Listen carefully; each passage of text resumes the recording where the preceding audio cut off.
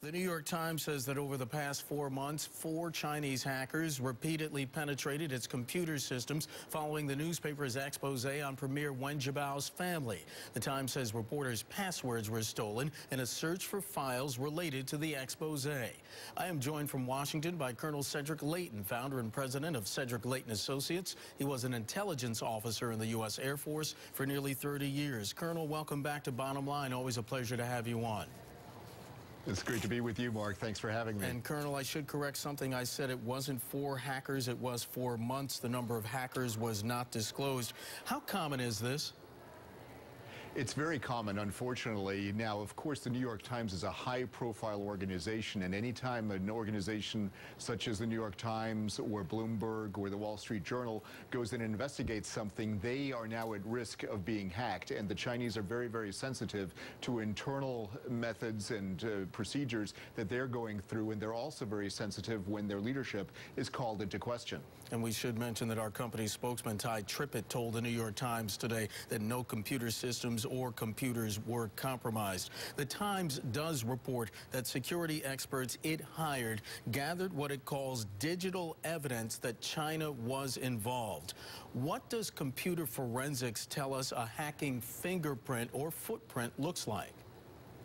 Well, basically, there are several parts to it. What hackers will try to do is they will try to disguise where they're coming from. They'll try to disguise their origin. So what they'll do is they'll use servers like, in this case, Mandiant Corporation, which was the company that the New York Times used to provide their security services.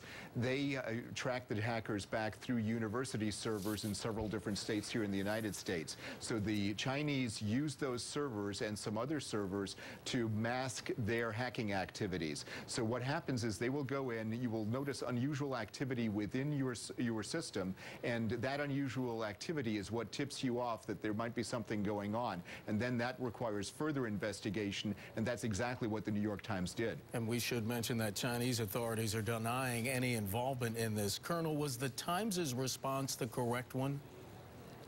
From what I can tell, the answer is yes, because what they did was they saw that there was a problem. They understood that they needed to do something about it, and they reacted fairly quickly, considering what they knew and when they knew it, in response to the hacking attack. They were very wise to do that, and they also didn't just look at the IT portion of things. They didn't look at their own network, but they looked at the surrounding news that came out, indicating that they were being, in essence, threatened by Chinese authorities for revealing Wen Jiabao's secrets and the whole bribery scandal surrounding him. Colonel Leighton, when we hear of hacking, as you know, it's usually associated with attempts to steal classified or proprietary information. Why go after a media organization because of a story? Is it about trying to intimidate journalists or possibly even to retaliate against their sources? It's probably both of those, because in the Chinese case, what you have is, in essence, a police state that is coping with the strains of being a modern state. They have a very capitalist economic system on one side, with a lot of state control, obviously, but then on the other side, they have a lot of state control of their political discourse. So what they're trying to do is they're trying to prevent people from talking to the Western media, and they want to know who those people are to prevent the Western reporters from gaining access to those sources, and that becomes a huge, huge issue. Colonel, speaking of capitalism, what are the costs associated with hacking? How much damage does it do to the U.S. economy?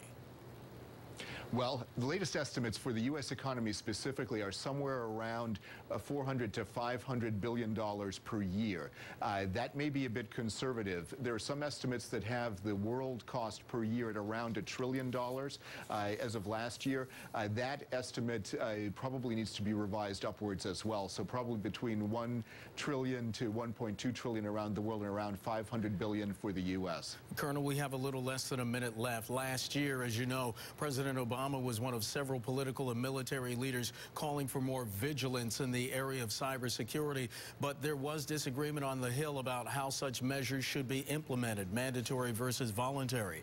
Are you concerned there doesn't appear to be a sense of urgency about a threat that some experts say could cripple our economy as well as our infrastructure? I am very concerned about that, Mark, because there are so many different aspects to this. This New York Times situation is really the latest incident. We've had attacks against banks, we've had attacks against defense contractors, and of course, all different aspects of our society are really coming under scrutiny from a hacking perspective. Not only are there state-sponsored hackers, such as the Chinese case purportedly, but also there are individual hacktivists. So what that requires is some serious standards that are implemented by a flexible government that responds to hacking issues in a real-time fashion. And that becomes the big challenge because our institutions aren't ready to do that yet. Colonel Cedric Leighton, founder and president of Cedric Leighton Associates, joining us from Washington. Colonel, always a pleasure to have you on. Thanks for your perspective. My pleasure, Mark. Thanks for having me.